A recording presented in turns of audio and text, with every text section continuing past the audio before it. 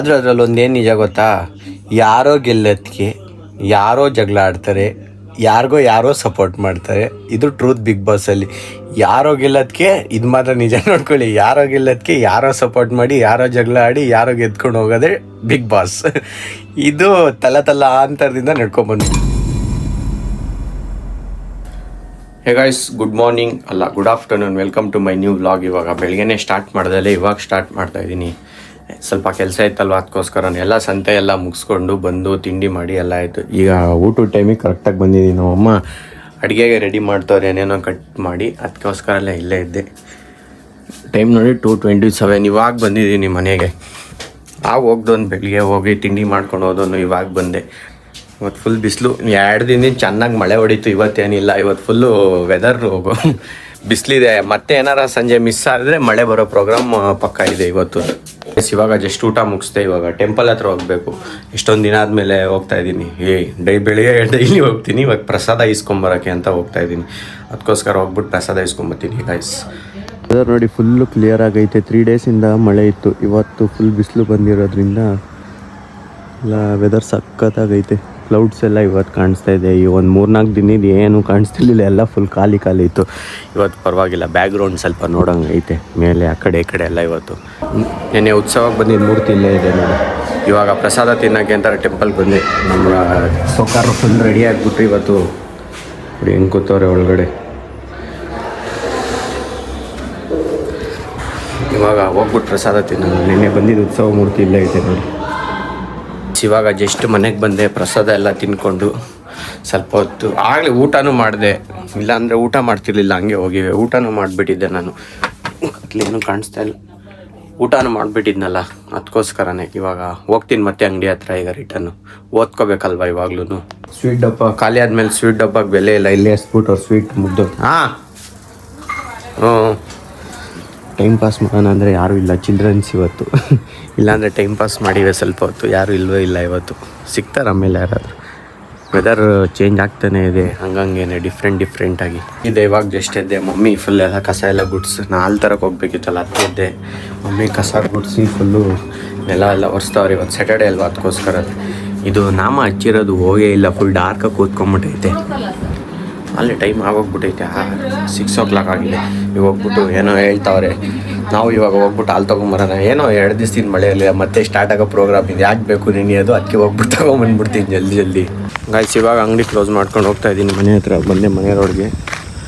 ಇವಾಗ already time ಆಗೋಗಿದೆ, 8:30 ಆಗಿದೆ. ಇವಾಗ ಹೋಗ್ತಾಯಿದ್ದೀನಿ ಗಾಯ್ಸ್. ಜಸ್ಟ್ ಇವಾಗ ಮನೆಗೆ ಬಂದೆ. ಅಡುಗೆ ಇನ್ನೂ ಆಗಿಲ್ಲ. Mummy serial ನೋಡ್ತಾವ್ರೆ.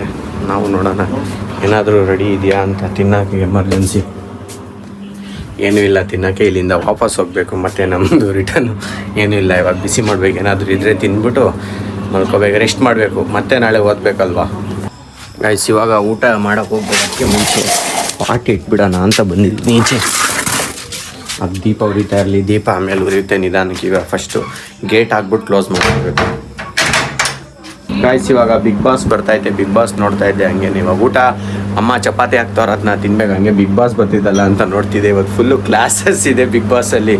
ಇವಾಗ ಸ್ಟಾರ್ಟ್ ಆದರೆ ಕ್ಲಾಸು ಸಂಜೆವರೆಗೂ 11ವರೆಗೂ ಕ್ಲಾಸ್ ನಡೆಯುತ್ತೆ.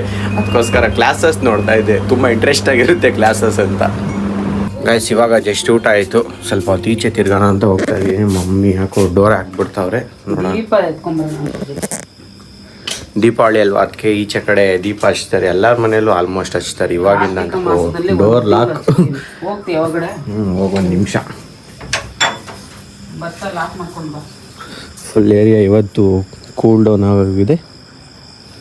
ನಮ್ಮ ಬೌನ್ಸರ್ಸ್ ಎಲ್ಲ ರೆಡಿ ಆಗಿಬಿಟ್ಟು ಏರಿಯಾದೆಲ್ಲ ಕಾಯ್ಕೊಂಡೇ ಕೂತವ್ರು ಈಚೆ ಕಡೆ. ಅಲ್ಲೇ ಯಾರಾದರೂ ಎಂಟ್ರಿ ಆದರೆ ಮುಗೀತು.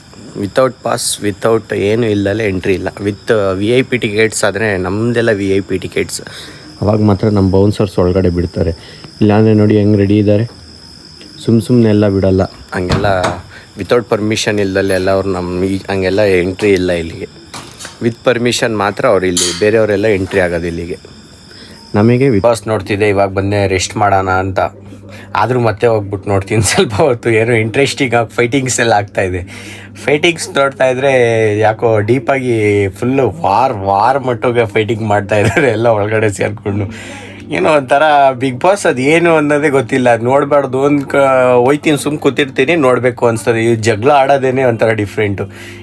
ಯಾರು ಗೊತ್ತಿರಲ್ಲ, ಸುಮ್ಮನೆ ಅವ್ರ ಪಾಡಿಗೆ ಅವ್ರು ಜಗಳ ಆಡ್ತಾರೆ, ಈಚೆಗೆ ಬರ್ತಾರೆ, ಯಾರೋ ಗೆಲ್ತಾರೆ, ಏನು ಮಾಡೋಕ್ಕೆ ಸುಮ್ಮನೆ ಜಗಳ ಆಡ್ತಾರೆ ಅನ್ನೋದೇ ಗೊತ್ತಿಲ್ಲ ನನಗೆ. ಅಲ್ಲೊಂದೇನು ನಿಜ ಗೊತ್ತಾ, ಯಾರೋ ಗೆಲ್ಲೋದಕ್ಕೆ ಯಾರೋ ಜಗಳ ಆಡ್ತಾರೆ, ಯಾರೋ ಸಪೋರ್ಟ್ ಮಾಡ್ತಾರೆ. ಇದು ಟ್ರೂತ್ ಬಿಗ್ ಬಾಸಲ್ಲಿ. ಯಾರೋ ಗೆಲ್ಲೋದಕ್ಕೆ ಇದು ಮಾತ್ರ ನಿಜ ನೋಡ್ಕೊಳ್ಳಿ, ಯಾರೋ ಗೆಲ್ಲೋದಕ್ಕೆ ಯಾರೋ ಸಪೋರ್ಟ್ ಮಾಡಿ, ಯಾರೋ ಜಗಳ ಆಡಿ, ಯಾರೋ ಗೆದ್ಕೊಂಡು ಹೋಗೋದೇ ಬಿಗ್ ಬಾಸ್. ಇದು ಅಂತರದಿಂದ ನಡ್ಕೊಂಡ್ಬಂದ್ಬಿಟ್ಟೈತೆ. ಇವತ್ತು ಮಾತ್ರ ನೀಟಾಗಿ ನೋಟಿಸ್ ಮಾಡಿದೆ, ಯಾರ್ಯಾರು ಸುಮ್ಮ ಜಗಳ ಆಡ್ತಾ ಇರ್ತಾರೆ, ಗೆಲ್ಲ ಪಾರ್ಟಿಸಿಪೇಷಂಟ್ ಕೂತಿರ್ತಾರೆ. ಇವ್ರು ಯಾರೋ ಈಚೆಗೆ ಬರೋರು, ನೆಕ್ಸ್ಟ್ ವಾರನೋ ಮುಂದಿನ ವಾರ ಬರೋರು, ಸುಮ್ಮನೆ ಅವ್ರ ಪಾಡಿಗೆ ಅವರು ಕಿರಿಸ್ತಾ ಇರ್ತಾರೆ.